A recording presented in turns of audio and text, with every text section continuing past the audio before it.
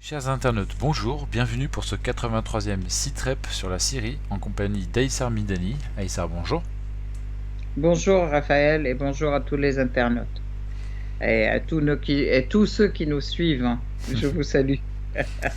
Alors comme à notre habitude, on va parler de la Palestine et de la Syrie et un petit peu pour terminer une ouverture sur le monde. Sans transition, on va commencer tout de suite par parler de la Palestine avec ce qui se passe du côté de la rive ouest du Jourdain et de Jérusalem. Ce sont les nouvelles mesures prises par Israël pour augmenter son contrôle des territoires de ce qui aurait dû être la Palestine.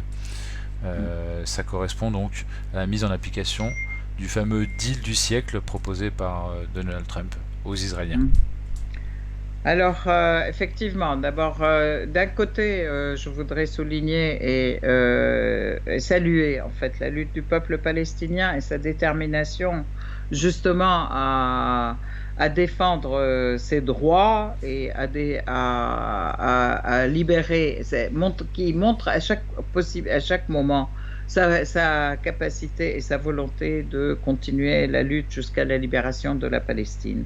Des grandes manifestations systématiques qui affichent aussi le droit au retour. La lutte des prisonniers palestiniens aussi dans les prisons.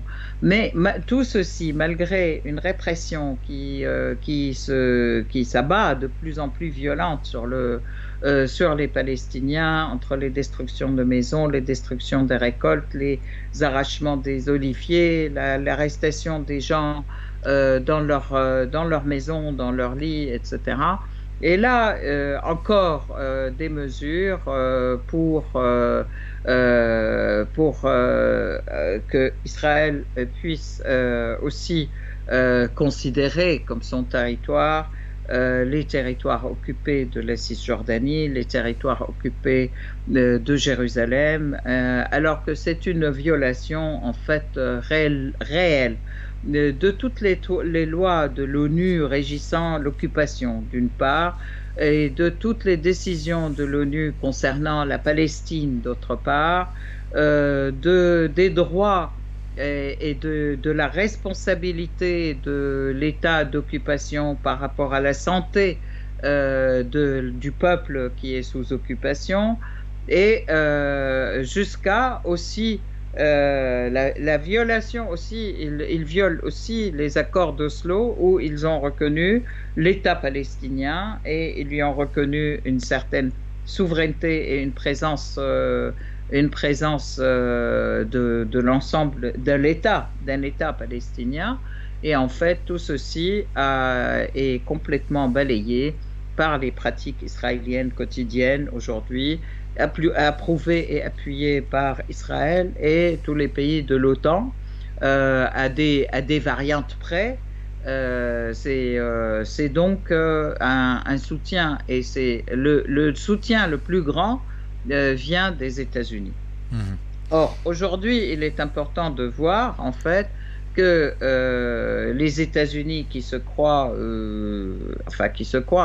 imposent leur loi du plus fort au monde entier, on voit que ces mêmes États-Unis sont aujourd'hui en débandade avec toutes les manifestations qui ont lieu d'ailleurs sans précédent, à vrai dire, au moins sans précédent dans le XXIe siècle, depuis l'an 2000, et qui vraiment agite l'ensemble des villes des États-Unis suite à l'assassinat odieux, hideux de George Floyd sous le genou d'un flic américain qui l'empêche de respirer et qui a effectivement dû trépasser au bout de 8 minutes et 36.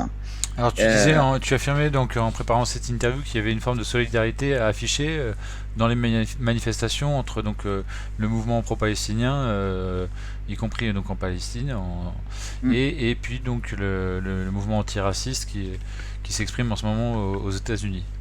Alors, dans ce mouvement, dans cette lutte contre le racisme et contre les deux poids, deux mesures qui s'exercent dans le monde, en fait, un peu dans le monde, cette lutte que mènent les Noirs américains aujourd'hui a réveillé un élan de solidarité dans le monde entier. On peut parler de cet élan de solidarité dans toutes les capitales et villes européennes, américaines et voire australiennes et canadiennes, mais aussi donc en Palestine. J'ai vu même à Tokyo. À Tokyo, il y avait Oui, tout à fait. Oui, et donc merci. tu dis en Palestine également, donc. En Palestine et dans les pays en Syrie aussi, il y a eu un élan de solidarité aussi avec la lutte du peuple, mais avec cette lutte contre le racisme, contre la violence policière américaine et contre et le comparatif, il est réel entre cette violence policière américaine et la violence policière israélienne par rapport à la population. Avant que George Floyd soit tué, il y a eu des dizaines de Palestiniens qui ont été tués comme ça, étranglés, soit sous la férule de la police israélienne, de l'armée israélienne, qui envahit les maisons, qui viole comme ça, qui se baladent dans les rues et qui s'attaquent aux enfants, aux parents, etc., en pleine nuit. Donc, en fait, il y a même eu une des pancartes qui est américaine qui disait « Nous ne sommes pas des Arabes pour que nous soyons tués en silence », en fait. Et donc, la vie des Noirs est importante. C'est dire à quel point ces images d'étranglement, de tuerie de l'armée israélienne qui restent impunies et qui restent même soutenues par les Américains et par les États occidentaux dans les instances de l'ONU, à quel point elles ont choqué dans le monde et à quel point elles sont aussi impunies et on demande leur punition. Voilà. Alors pour terminer avec la Palestine, et ça nous permettra de faire la jonction avec la Syrie, on va parler un petit peu du Golan, puisqu'il y a eu des agressions de villages syriens. Et tu me parlais également du cas de Nihal, la sœur d'un activiste qui vient d'écoper de 3 ans de prison. Est-ce que tu peux nous parler de ces deux choses-là? Alors, je tiens à dire quand même, nous sommes en juin, le mois de juin, le 4 juin, le 5 juin. Ça a été le 5 juin 1967, ça a été la grande agression israélienne contre la Syrie, l'Égypte et la Jordanie, à la suite de laquelle Israël s'est approprié, ou s'est approprié, on peut dire, a posé sa domination, a dominé le Golan syrien, une partie du Sinaï et la plus grande partie de la Palestine, suite à quoi il y a eu des décisions de l'ONU, notamment la décision 242 qui stipulait, en fait, qui interdisait l'occupation des terres ou l'expansion par les formes militaires, mais la décision 242 exigeait d'Israël le retour aux frontières du 5 juin, justement, donc avant cette agression du 4 juin 1967. Or, en fait, il est important de voir aussi qu'à cette mémoire, j'allais dire, il y a eu de très grandes manifestations contre l'occupant israélien et dans toutes les villes, en fait dans tous les lieux, donc aussi bien dans le Golan, où on a bien sûr hissé le drapeau syrien avec des manifestations populaires disant que le Golan est syrien et sera syrien. En Palestine, pareil. pour la Palestine et pour l'indépendance de la Palestine. Et la violence, la violence des Israéliens, de l'armée israélienne a été sans limite. En fait, et là, justement, en fait, les militants du Golan se sont fait aussi, en fait, disperser par les gaz lacrymogènes, et il y a eu des arrestations, comme c'est habituel de toute façon, ils arrêtent les gens, c'est des arrestations et des emprisonnements pour intimider et pour faire en sorte que les gens hésitent à se battre pour leur liberté et à dissuader justement, mais aussi c'est montrer l'exemple que de toute façon il faut pas le faire.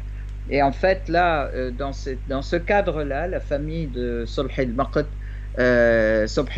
qui est un des grands militants, et en fait il a passé 27 ans en prison, en fait, plus que Mandela, et il a été libéré récemment. Sa sœur maintenant a vu tomber un jugement d'une cour israélienne qui est un jugement de 3 ans de prison ferme, de prison, pour la simple raison en fait qu'elle a hissé le drapeau syrien. Donc ce sont comment dire, des cours qui n'ont absolument aucune légitimité, d'une part, et puis qui émettent aussi des décisions qui sont, le moins qu'on puisse dire, les plus arbitraires et les plus horribles par rapport à tout le peuple palestinien. Alors, ce n'est pas seulement du racisme, mais c'est aussi de la violation de toutes les lois internationales, de la violation des droits humains, etc. Donc tout ça, bien sûr, alors que les Américains affirment de toute manière, à chaque occasion, que leur soutien est absolument, comment dire, infaillible à l'État d'Israël, et que c'est leur allié le plus important dans la région, et ils feront tout pour le soutenir. Bien entendu, c'est sûr. Pourquoi? Parce que de toute façon, Israël est la création de l'Occident. Israël n'a pas un pays, et Israël n'est pas un pays, c'est une création artificielle de l'Occident qui a été faite en 1948, comme ça. Mais suite aux accords Sykes-Picot et suite aux accords à la promesse Balfour, en fait, qui a été faite, Balfour, c'était un ministre des Affaires étrangères anglais. Anglais, tout à fait. Donc voilà, c'est la promesse, soi-disant, qui sont tous des antisémites d'ailleurs, et qui ont voulu écarter les Juifs et les mettre dans un lieu mais qu'ils exploitent, ils les ont mis en Palestine, où ils leur suggèrent de systématiquement partir en Palestine. Et on rappellera que cette promesse elle reposait sur un mensonge. À l'époque, il y avait ce fameux slogan qui était un mensonge. C'était soi-disant une terre sans peuple pour un peuple sans terre. Exactement. Alors que c'était une terre qui n'était pas sans peuple, puisqu'elle était déjà habitée depuis des milliers d'années. Ça, c'était le mensonge à l'époque, et le mensonge aujourd'hui qui justifie le soutien actuel, c'est que Israël serait la seule démocratie de la région. Donc ceux qui connaissent bien le sujet sourient jaunement quand ils entendent cette affirmation grotesque. Le plus gros mensonge du siècle, oui. C'est justement, c'est comme aujourd'hui les masques tombent de toutes ces démocraties, et soi-disant cette démocratie qui est en train de violer tous les droits humains tous les jours, mais de la même manière aussi le mensonge concernant la démocratie américaine qui a été aussi construite sur les cimetières des peuples, en fait, et sur les eaux de 500 nations qui étaient en Amérique, dans le continent américain, et qui avaient vraiment de grandes civilisations. Effectivement, il y aurait aussi beaucoup de choses à dire sur nos pseudo-démocraties, y compris en France, avec Macron et bien avant lui et les autres présidents. et sur tout ce qu'on appelle les concepts de liberté d'expression, la géométrie variable, et puis qui se réduit comme peau de chagrin avec les nouvelles technologies là, sur tout Internet et les réseaux sociaux. On le voit jour après jour, hein, c'est vraiment en temps réel qu'on voit la liberté d'expression disparaître en fait. On peut dire aujourd'hui qu'il n'y a plus de liberté d'expression sur Internet à propos de tout un tas de sujets. Il commence bien évidemment avec tout ce qui concerne tout ce qui est pédocriminel, voilà, les gens qui s'en prennent aux enfants, les photos d'enfants nus, les vidéos, la pédopornographie. Donc bien sûr, personne ne va trouver rien à redire là-dessus, qu'il y ait de la censure là-dessus. Mais après, ils augmentent ça avec le terrorisme, après ils augmentent ça avec la haine, et puis avec la presse et la critique de l'État d'Israël, qu'on n'a plus le droit de... Enfin bon, bref, c'est toujours l'engrenage dans lequel on met le doigt et on sait jamais trop jusqu'où malheureusement ça va aller. Alors on va faire la transition avec la Syrie. En fait, moi, ce que je voudrais juste un petit mot à propos de ce que tu disais, Raphaël, qui est très important. Mais en fait, la liberté d'expression est une des libertés importantes pour les droits de l'homme. Mais les libertés premières sont le droit à l'alimentation, le droit au logement, le droit à la santé, le droit à l'instruction. Et tout ceci, aussi dans les pays qu'on dit démocratiques, on se rend compte qu'ils se réduisent comme une peau de chagrin quand on voit le nombre de personnes sans domicile fixe et sans domicile même qui dorment dans les rues. Il y en a des millions aux États-Unis et dans les pays occidentaux. Quand on voit l'ensemble de ces enfants qui sont aussi des SDF, qui n'ont pas le droit à la santé, quand on voit que quand on n'a pas d'argent, on peut mourir dans la rue sans être secouru aussi par les soins, on peut mourir à la porte d'un hôpital aux États-Unis, si on n'a pas de quoi payer, on n'est pas secouru.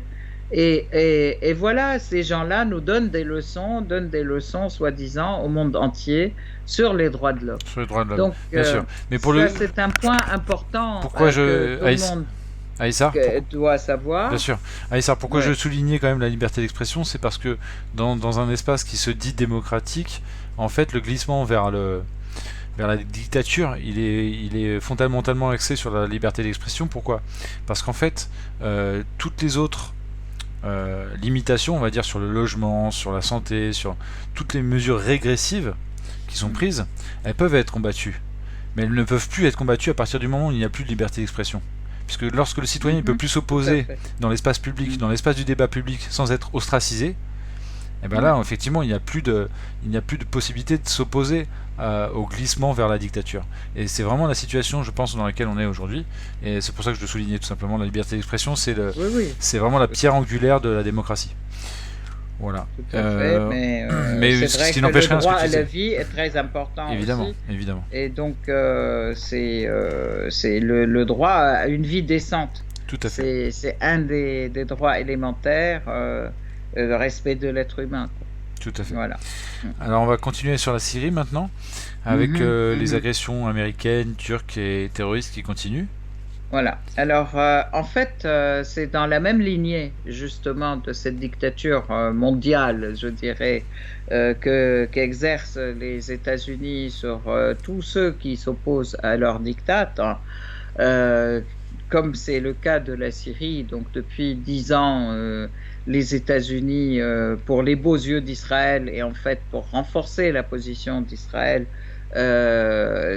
s'emploie à détruire la Syrie et de manière systématique, que ce soit les États-Unis, donc avec Israël qui est toujours très présent, et avec les pays de la coalition, dite la coalition dirigée par les États-Unis, qui ne sont rien d'autre que les pays de l'OTAN.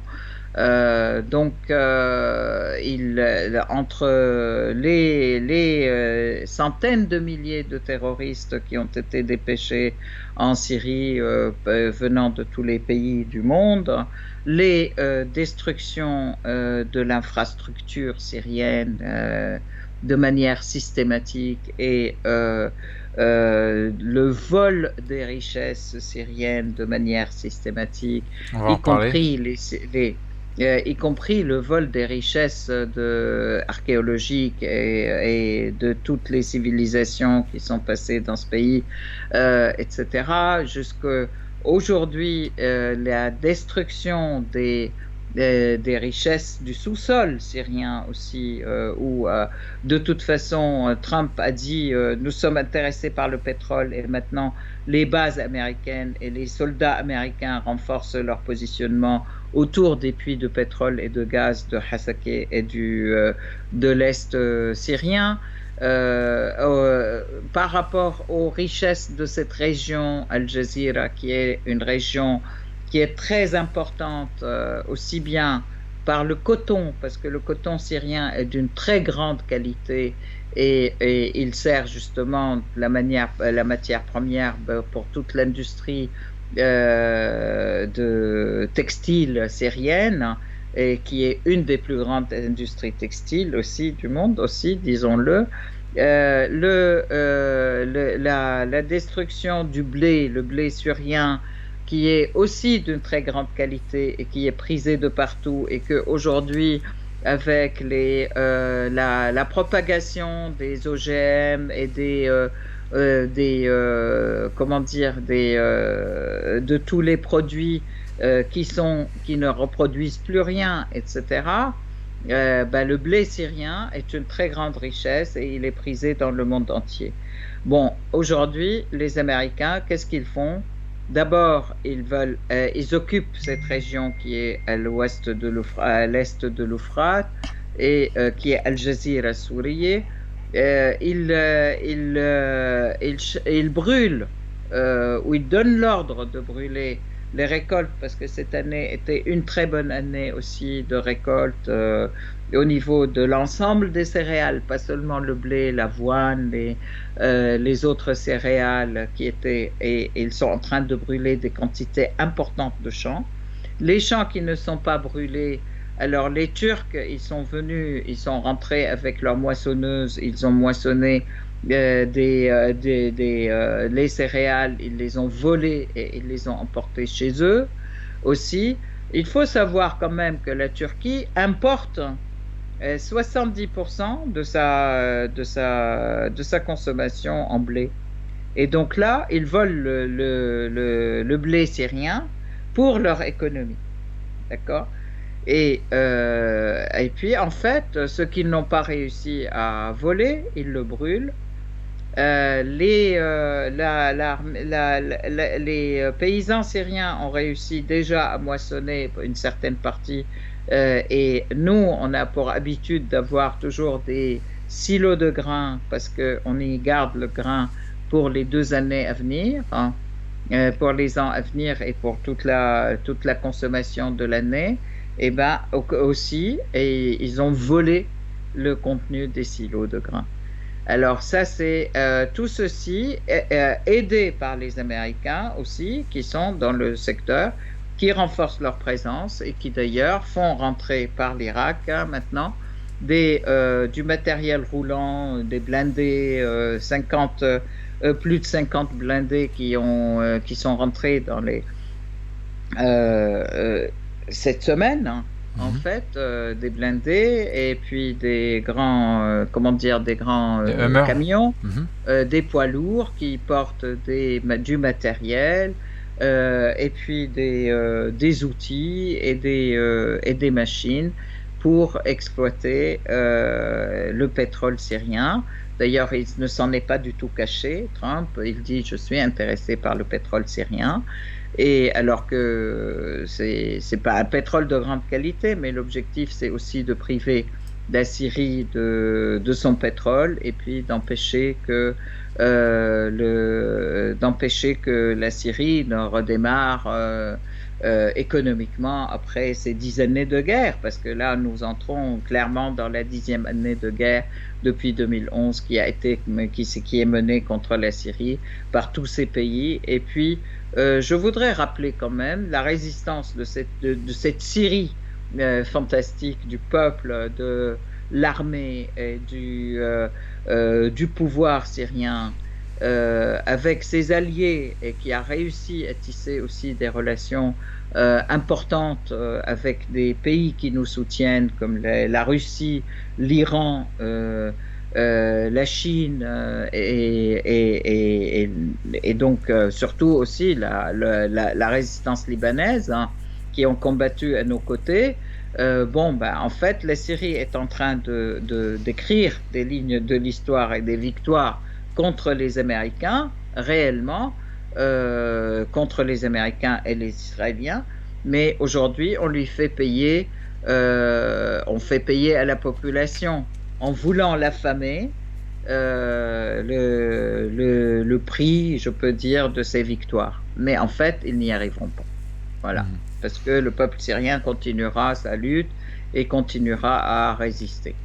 Alors tu me disais en préparant cette interview que justement, donc même si les Américains font rentrer du matériel, des véhicules, etc., la population tente toujours de s'y opposer, toujours avec plus ou moins de succès.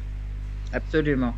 La population syrienne de plus en plus s'oppose justement à la présence des Américains.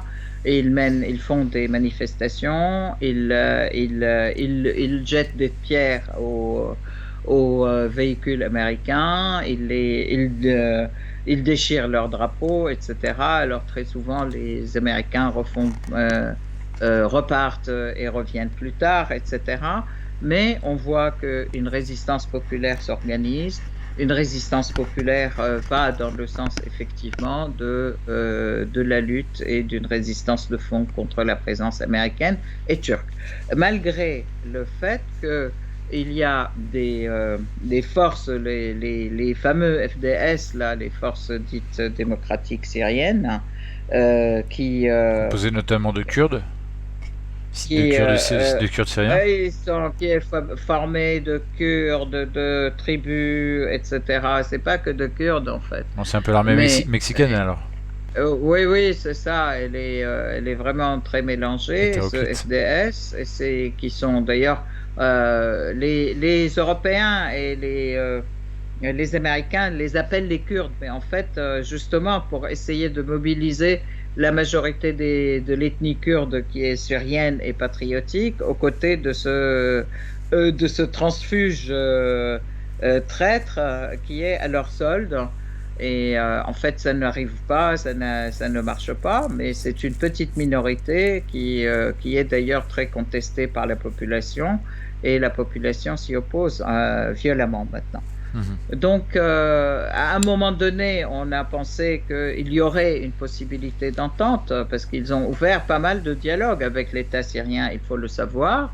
Et puis, à chaque fois que les Américains reviennent, ou leur sourient à nouveau, ils courent vers les Américains. Donc, ce sont des gens qui ont sans doute décidé de trahir et décidé d'être aux côtés des Américains dans leur plan de détruire la Syrie, de destruction de la Syrie, de dépeçage de la Syrie, espérant avoir une petite miette, mais en fait, ils oublient que tous les amis des Américains ont toujours été complètement trahis par eux et lâchés.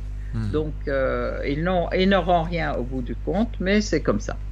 Alors tu me parlais de un mort, un Syrien civil et 3 blessés, tués donc par ces FDS, par une branche de ces FDS.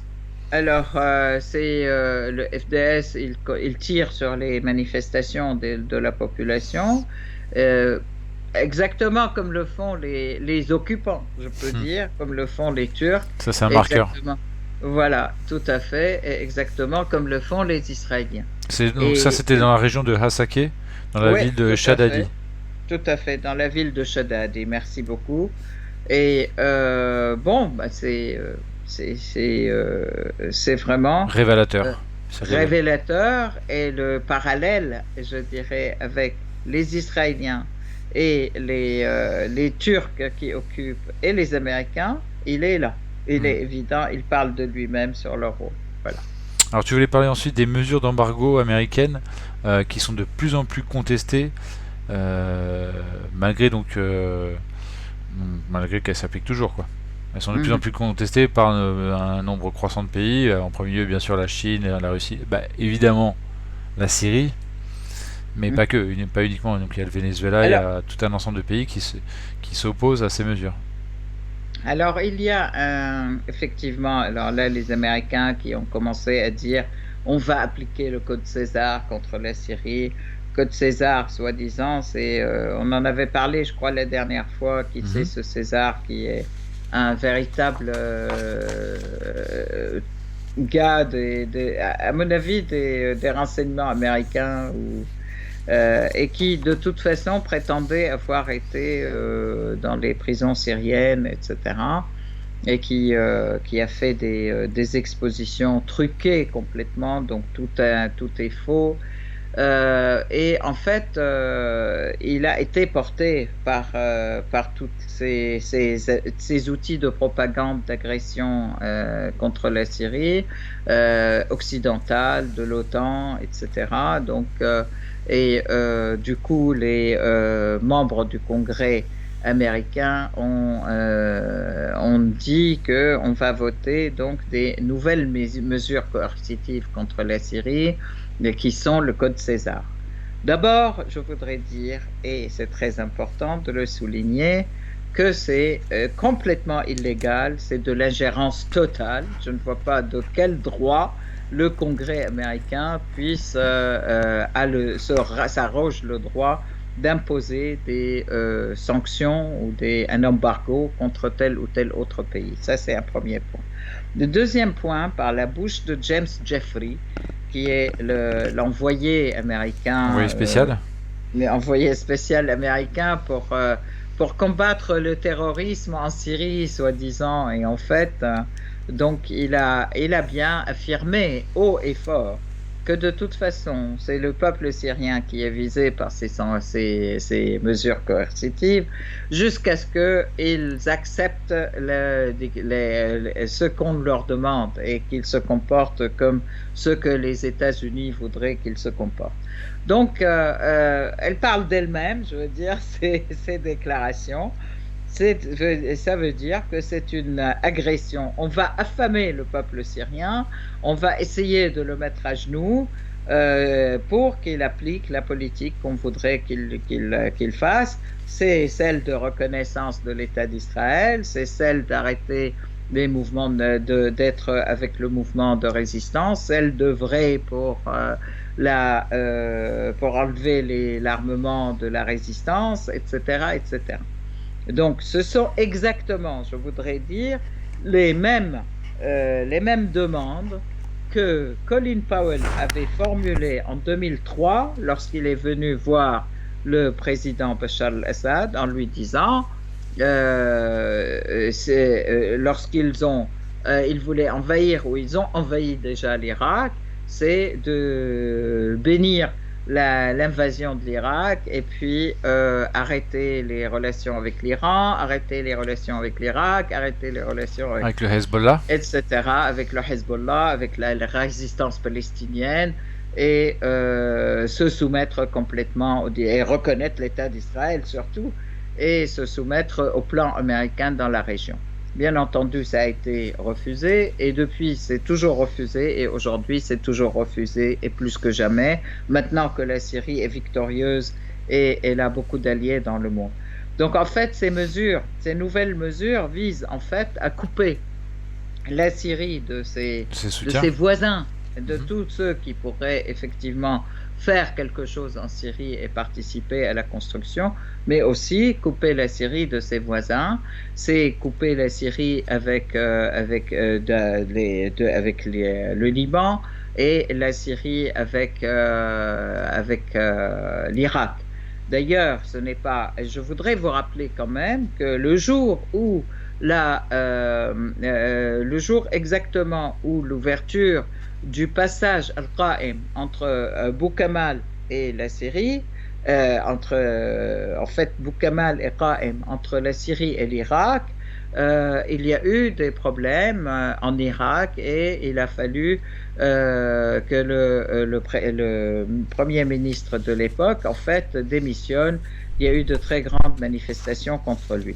De la même manière, exactement le jour où au Liban le ministre des Affaires étrangères affirme, moi je vais demain en Syrie pour traiter les questions importantes des réfugiés syriens et des questions importantes de la circulation de nos denrées à travers la Syrie.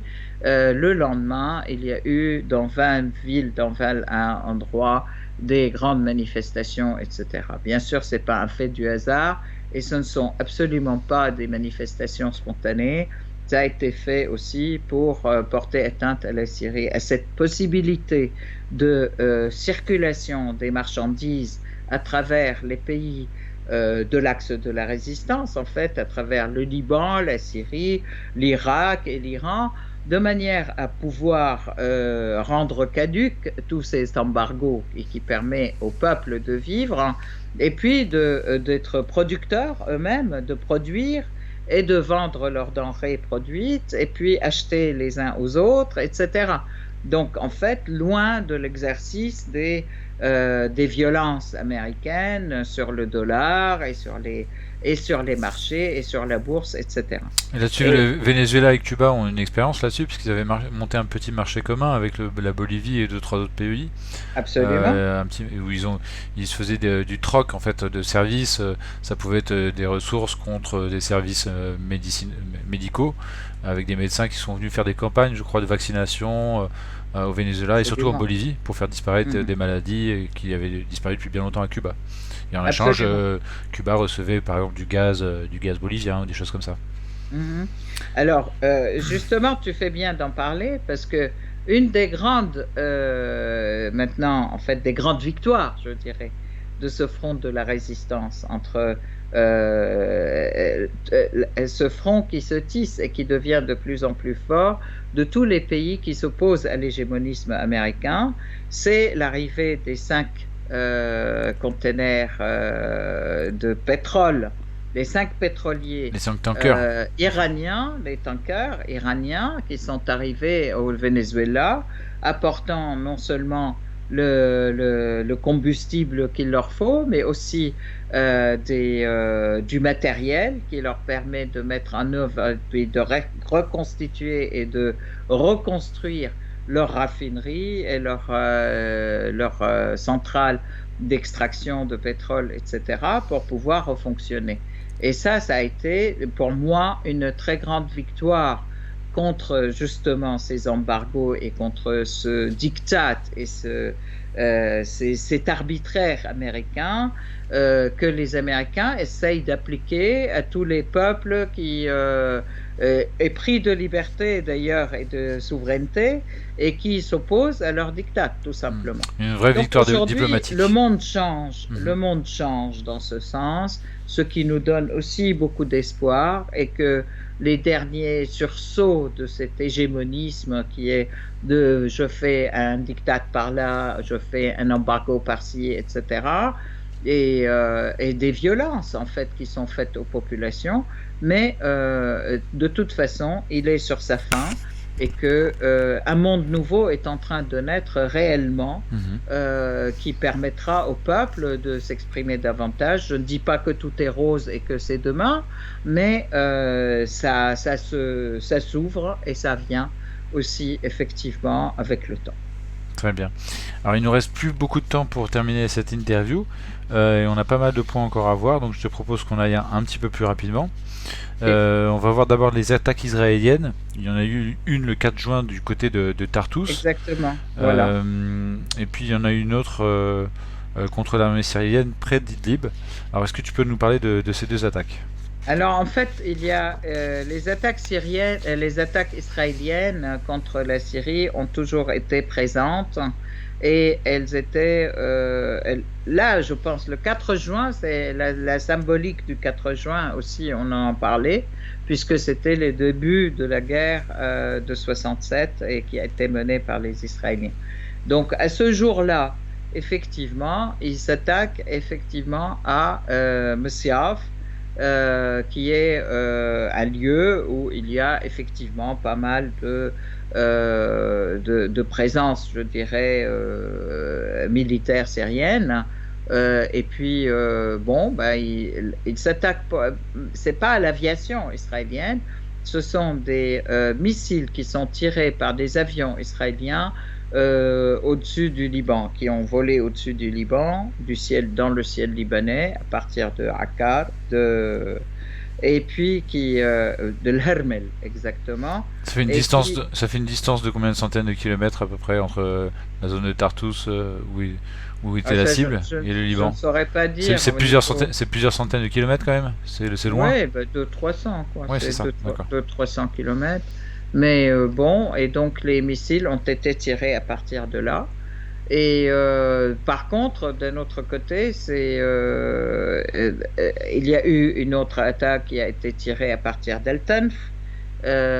Aussi, la base Al-Tanf qui est une base américaine. Je rappelle quand même que c'est le triangle entre la Syrie, l'Irak et la Jordanie, où il y a une base américaine qui tient, à laquelle les Américains tiennent beaucoup, pour couper la route justement entre la Syrie, la Jordanie et l'Irak. Hein. Ça, c'est quelque chose de relativement récent que les Américains accueillent de manière régulière des avions israéliens.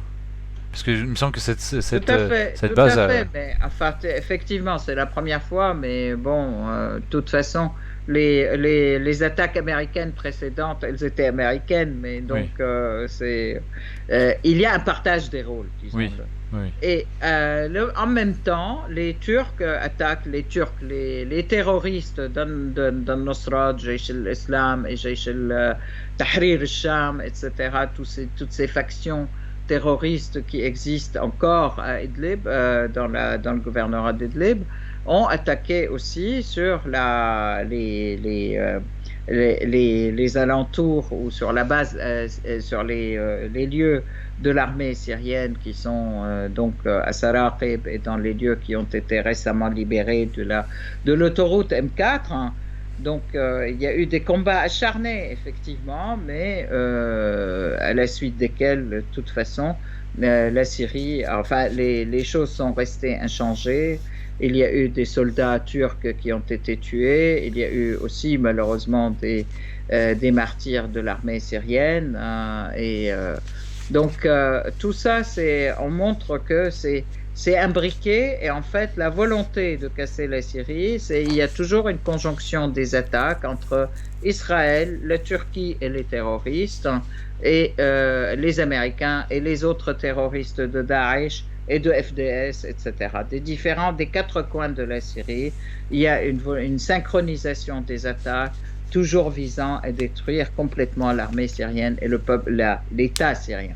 Oui, et on disait en préparant l'interview, bien sûr Israël invoque toujours le fait qu'ils ciblent des positions iraniennes ou Hezbollah, comme s'ils avaient le droit de le faire d'ailleurs.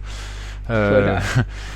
Mais visiblement, au niveau de la communication, pour eux, c'est leur tambouille. Au niveau de la communication, ça semble être très important pour eux de dire oui, on ne veut pas de présence iranienne à nos frontières, on ne veut pas de présence de Hezbollah à nos frontières, en fait, c'est ça. Et je disais, c'est potentiellement, de temps en temps, ils testent un petit peu la défense antiaérienne syrienne, et toi tu me disais même plus qu'ils testent, ils repèrent les positions. Ils essayent de repérer effectivement le positionnement des S-300, etc., des nouveaux équipements syriens, et puis ils testent aussi leur capacité, hein, parce que...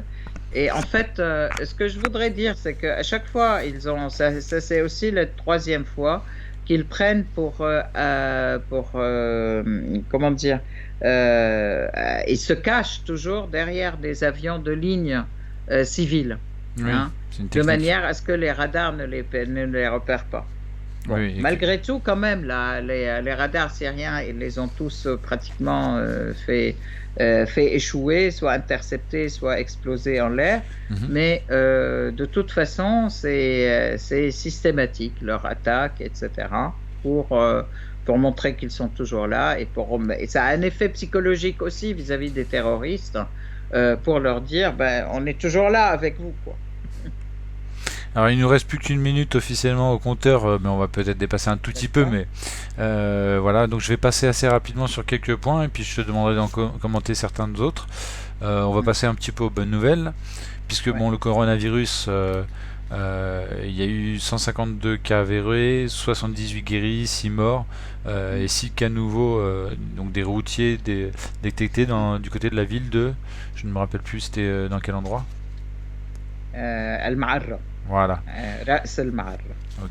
Alors justement, en fait, il y a 6 cas qui ont été détectés d'un côté de la ville, Ras al-Ma'arra. Ce sont des personnes qui ont été, en fait, qui ont fréquenté quelqu'un qui travaille sur la ligne de transport, en fait, entre la Syrie et la Jordanie, c'est ça. Et manifestement, donc, ils l'ont attrapé, mais en fait, toutes les personnes sont sous surveillance médicale et ça va bien. Donc en Syrie, c'est pas une catastrophe en fait. Il y a des cas, mais la Syrie est très très prudente. Ça, c'est important à dire. Elle est très prudente par rapport au corona. Toutes les personnes qui rentrent, qui traversent les frontières, elles sont testées et elles sont en phase de confinement en fait pendant 14 jours jusqu'à ce que ça se déclare. Et puis, sinon, après, ils mènent leur vie normalement. Ceux qui sont malades, ils sont suivis de manière très sérieuse aussi, et jusqu'à leur guérison.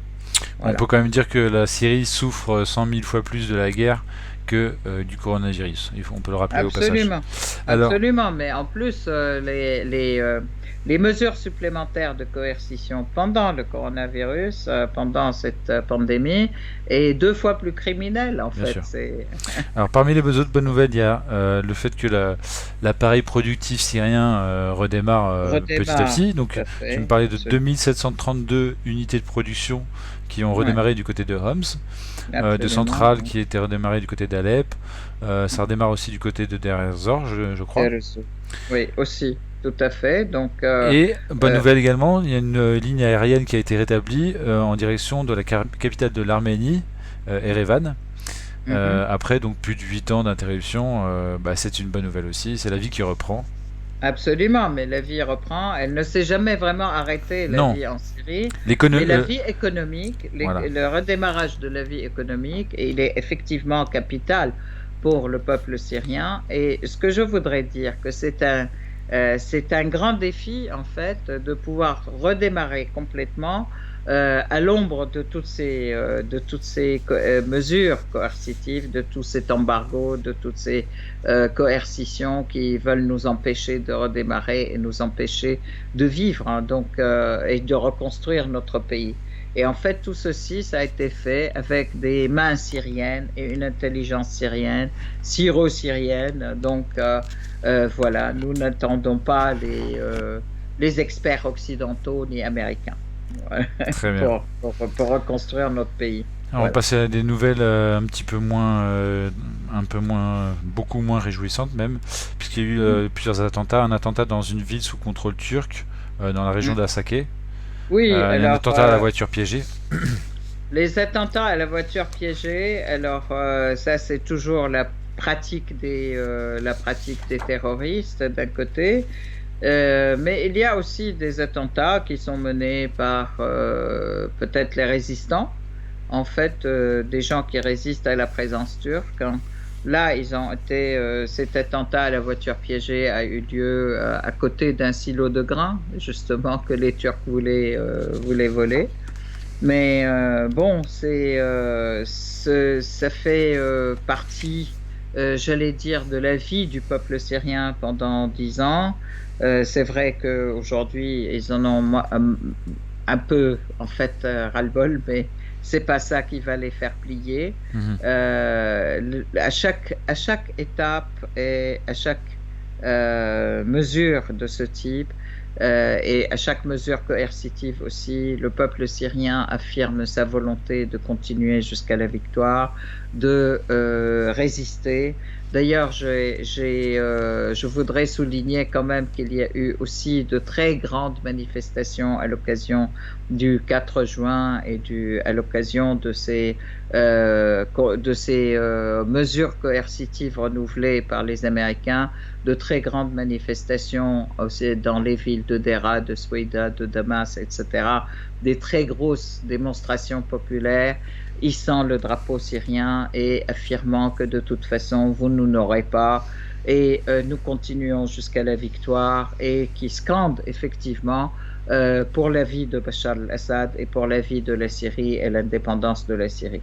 Et ça, c'est, je dirais, le résultat qu'il faut vraiment mettre en avant face à toutes ces mesures qui voulaient faire plier la population et la faire surtout se dresser contre Bachar al-Assad, contre son gouvernement.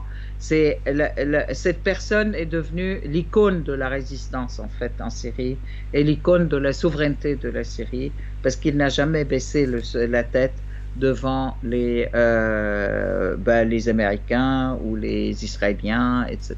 Et puis c'est quelqu'un de, entre guillemets, assez simple et assez proche du peuple comparé à bien d'autres dirigeants autour de la planète. Alors on va terminer, donc je vais mentionner un point, je pense qu'on développera la prochaine fois parce que c'était un point important et on n'a pas vraiment le temps là de développer. Ça concerne la guerre sur la monnaie et la guerre sur le prix des denrées de base. Ça c'est un sujet ô combien important qui est un petit peu, qui fait moins la une que bien sûr les explosions et les morts, mais qui est très important. Alors il y a également le pouvoir turc qui a reconnu qu'il avait un soldat tué et 2 blessés du côté d'Idlib. Et enfin, un dernier point qu'on voulait aborder, on va terminer sur une note positive. Les examens nationaux en Syrie donc sont prêts. Le bac et le brevet ont été annoncés, voilà. Vont démarrer le 21 juin. Voilà. Absolument. Donc c'est comme on disait, l'activité qui reprend, c'est la vie qui prend le dessus. Oui, mais ça c'est après le corona, c'est pas après la guerre. Non, bien sûr. C'était un épisode corona où les écoles ont été un peu arrêtées, mais là on reprend les examens nationaux uniquement, c'est-à-dire le brevet et le bac. Voilà, mais c'est important effectivement dans un pays qui est déjà en train de se reconstruire, même si la guerre n'est pas tout à fait finie. C'est important que jusqu'à l'éducation puisse se poursuivre dans de bonnes conditions. Ce qui n'est pas le cas en France, je voudrais dire. Oui, c'est vrai. C'est presque c'est troublant. Mais effectivement, là, en France, l'éducation est loin d'avoir repris. Après 10 ans de guerre. Oui, et oui. Moi je peux témoigner. En 2015, c'est-à-dire au moment où j'y avais été moi en novembre 2015 de mémoire, c'était juste après le début de l'intervention russe, là où ils ont vraiment envoyé les avions, l'artillerie lourde, entre guillemets. Et je me rappelle très bien que les Syriens allaient à l'école, les jeunes Syriens, les collégiens, etc. On n'a jamais arrêté. Alors que ça, ce n'était pas grâce à l'intervention russe, parce qu'elle venait tout juste d'avoir lieu. Voilà, c'est ça. C'est que Bachar al-Assad et sa femme ont pris grand soin qu'effectivement il n'y ait pas d'interruption, le moins possible, que les classes dès qu'elles pouvaient réouvrir dans des endroits où il y avait eu des zones des combats, elles réouvrent. Et donc ça, c'est un point à mettre à leur crédit. Tout à fait. Je voudrais aussi juste ajouter une phrase, si tu me le permets. Ajouter quand même que l'administration de l'État syrien continue à fonctionner, y compris dans les endroits où il y a les terroristes et où il y a l'administration américaine et il y a les Américains à Hasakeh, etc. L'administration syrienne continue à être présente et pendant tous les 10 ans d'agression contre la Syrie, tous les fonctionnaires de l'État ont été payés. Ils reçoivent tous leur salaire où qu'ils soient, y compris dans les zones qui sont sous contrôle des terroristes. Oui, on va rappeler que la Syrie n'était pas endettée. C'est très important. On va rappeler que la Syrie n'était pas endettée avant le début de la guerre.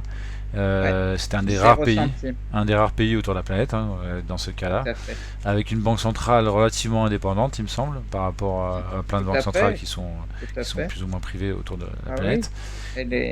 Elle est complètement indépendante. Et que c'était un pays socialiste avec tout un tas de programmes sociaux, que cela concerne l'éducation ou bien la nourriture pour les produits alimentaires de base. Et la santé. Ok. Et ben sur ces rappels positifs, Aïssar Midani, je te remercie beaucoup pour cet entretien. Je te remercie. Et je te dis à la prochaine pour le 84e Citrep. Ce sera le numéro du prochain. Eh ben, merci. Je vous souhaite plein de bonnes choses jusqu'à notre Le 84e, c'est très précis. Bientôt le 100e. Ouais. On fera un gâteau d'anniversaire. Ouais, absolument. Allez, ciao Aïssa. Ok. Au revoir, Raphaël, merci.